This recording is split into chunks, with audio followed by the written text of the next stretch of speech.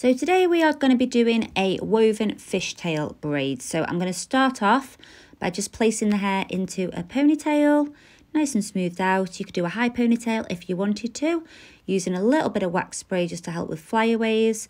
And then you're going to break this ponytail into two.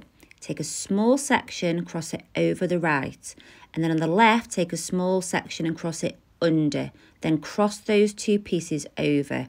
You're going to repeat that. So on the right, small section across, on the left, small section under, and then cross the left over the right.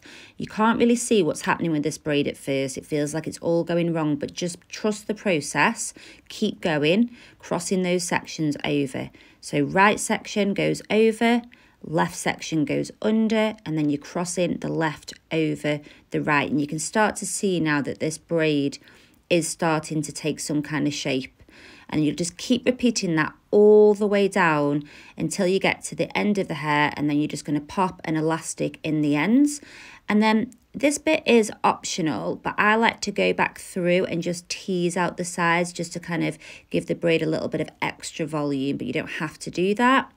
You secure that, and then I'm going to get some hair padding and I'm going to create a bun with this style. So you're going to cut up a bun maker and you're going to pin it into the hair. Then you're going to take hold of your braid and just wrap that all the way around the padding. Don't worry if you can still see the padding at this point. You're going to pin that. So you'll just kind of get it in place, start to pin, and then use the pins to really make sure that you can't see any of that hair padding at all. And that is the finished style. So cute, so elegant. Let me know your thoughts in the comments.